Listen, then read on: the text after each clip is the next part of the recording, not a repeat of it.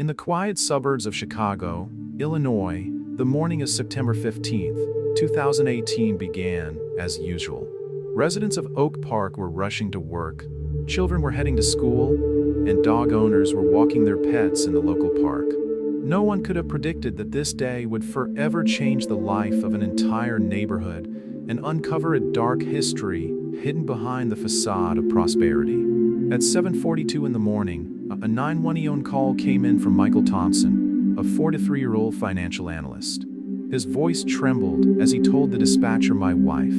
She's not breathing. I found her in the bedroom. Please help." Within minutes, police and paramedics arrived at the address house number 1542 on Maple Avenue. Paramedics arriving at the scene found the lifeless body of 39-year-old Sarah Thompson on the bedroom floor.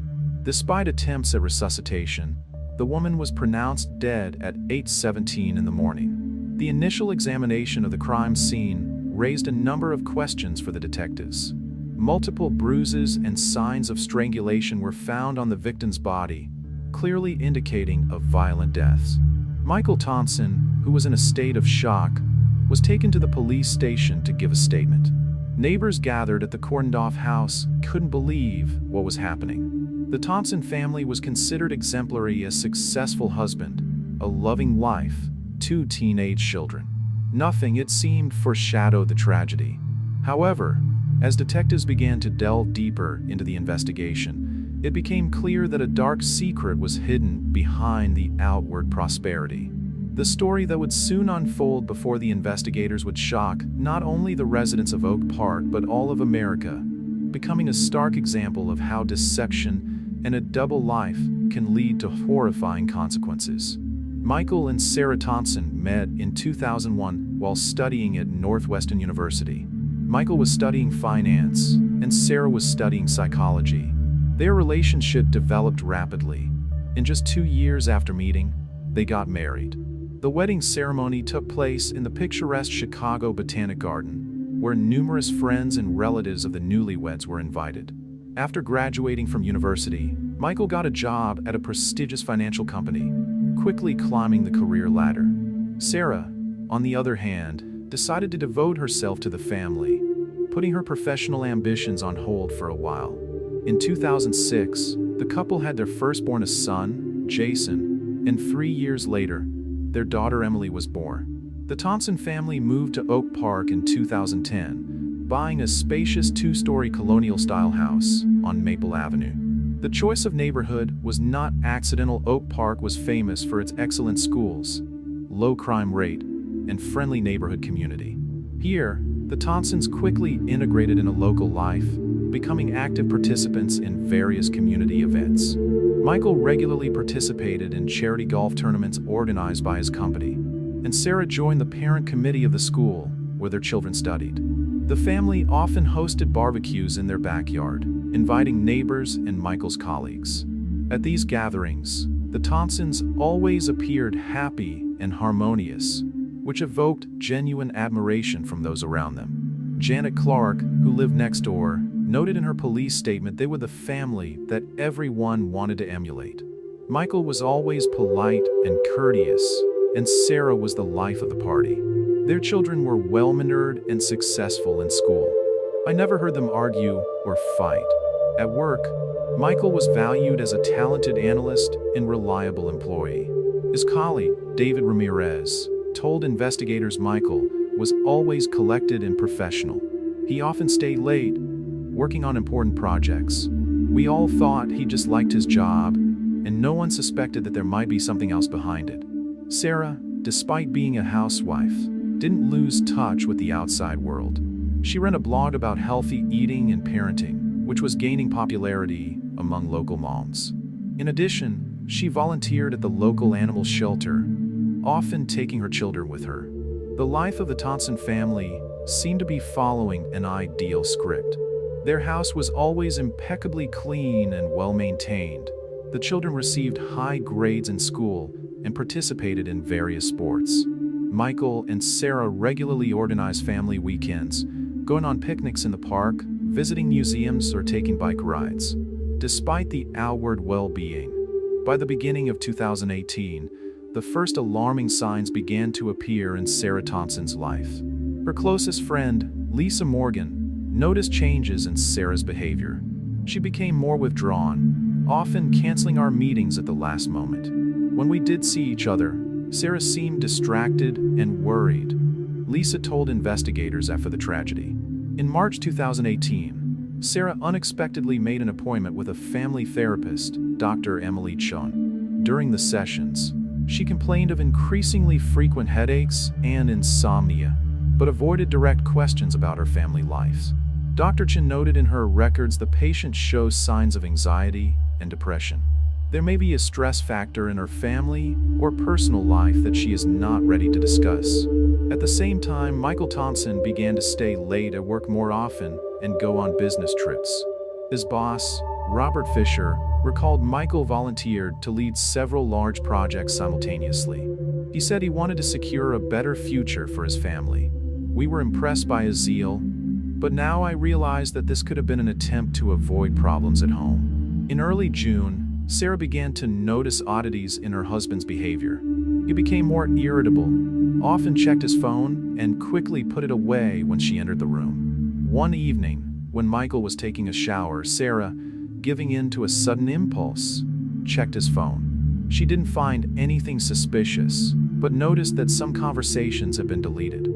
These observations prompted Sarah to start her own investigation. She installed a keylogger program on the home computer, hoping to learn Michael's passwords for email and social media. In addition, she began keeping a diary, recording all the oddities in her husband's behavior and inconsistencies in his stories about work matters. In mid-July, Sarah took a desperate step. She hired a private detective, Alex Rodriguez, to follow Michael during his next business trip to New York. Rodriguez, who gave testimony after the murder, said Mrs. Thompson was very tense when she approached me. She said she hoped she was wrong in her suspicions, but could no longer live in ignorance. While Alex Rodriguez was following Michael in New York, Sarah continued her investigation at home. She carefully checked bank statements, looking for hidden expenses or unknown accounts. In Michael's closet, she found an expensive tie she had never seen before, with a tag from a boutique in Manhattan. By the end of July, Sarah received the first results from the private detective.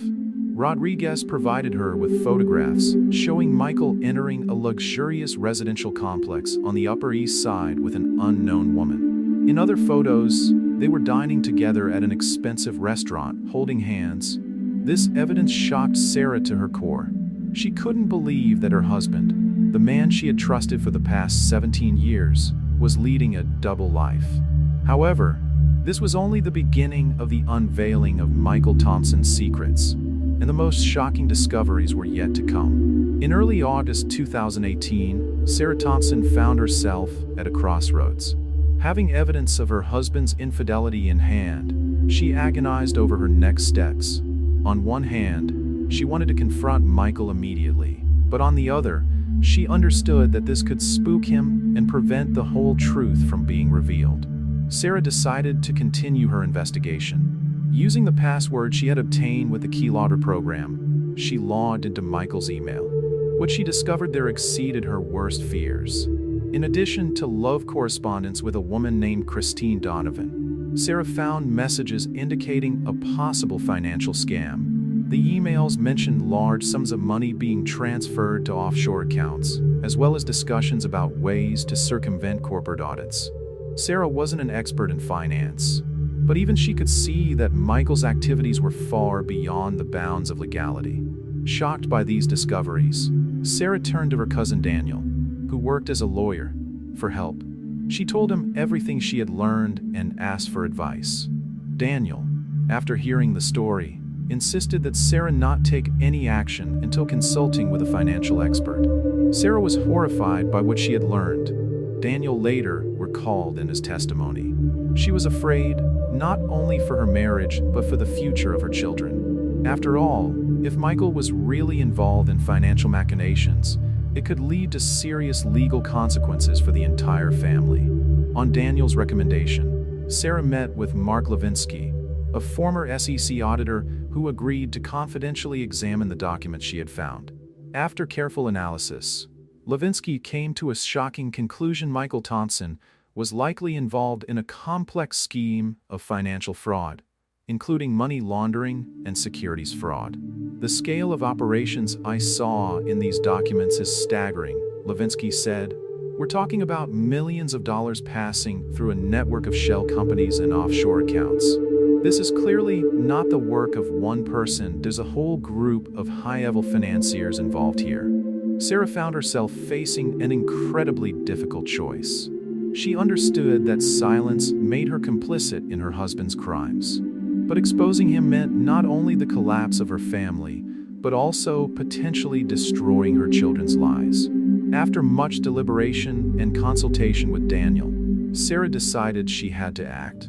On August 20th, she anonymously contacted the internal audit department of the company where Michael worked and provided some of the evidence she had discovered. She hoped this would trigger an official investigation that would reveal the truth without her direct involvement. However, fate had other plans. A few days after Sarah's anonymous message, Michael unexpectedly returned home in the middle of a workday. His face was pale, and fear could be read in his eyes. He quickly went to his office and began frantically reviewing documents on his computer. Sarah, realizing that her actions may have provoked a crisis, decided it was time for a direct conversation. She entered her husband's office, closed the door behind her, and uttered the phrase that changed everything. Michael, we need to talk. I know about Christine and about the money. Sarah's words, spoken in the silence of the home office, became a turning point in the Thompson family story. Michael, hearing them, froze. His hands lying on the keyboard began to tremble. He slowly turned to his wife, his face a mixture of shock, fear, and anger. What did you say? He asked in a quiet, tense voice. Sarah took a deep breath and began to speak. She told her husband about everything she had learned over the past few months about his affair, about the suspicious financial operations, about the double life he had been leading. With each of her words, Michael seemed to shrink more and more in his chair. I don't know who you really are, Michael, Sarah said, and there was pain in her voice. But I know I can't keep quiet anymore.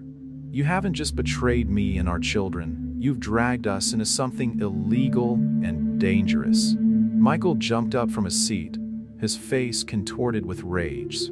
You don't understand what you are meddling in, he shouted. You think this is just a fling and a bit of dishonest money? It's much more serious than that, Sarah. You have no idea who I'm involved with. Over the next hour, a drama unfolded in the office. Michael, realizing that denial was useless, began to tell his version of events. He spoke about the financial schemes he was involved in, about the people behind him, influential businessmen and politicians. He claimed that he initially didn't want to participate in this, but he was dragged in, and then it was too late to get out.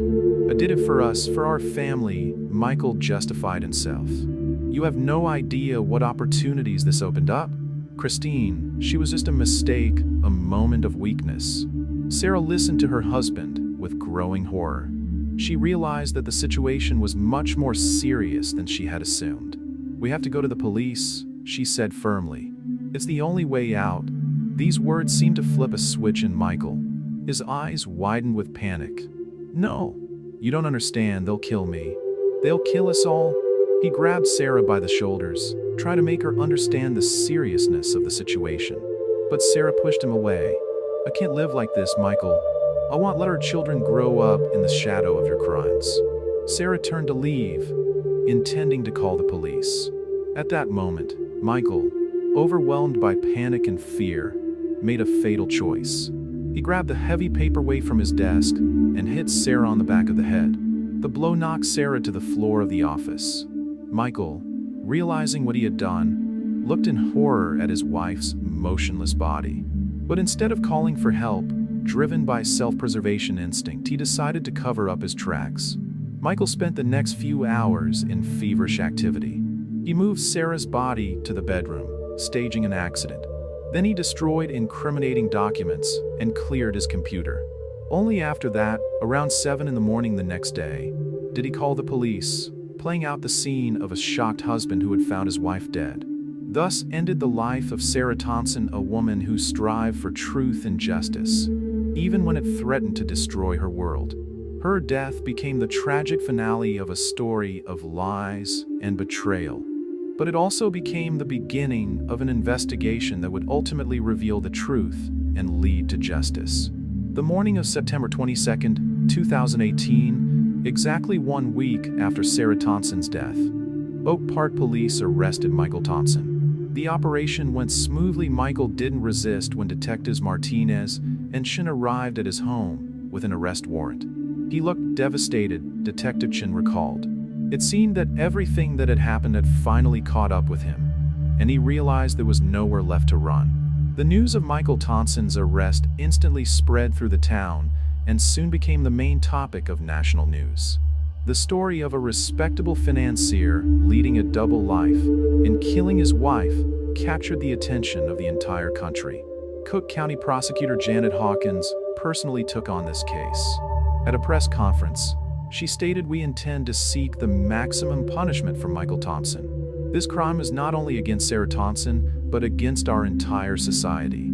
Preparation for the trial took several months. During this time, the investigation gathered an impressive amount of evidence.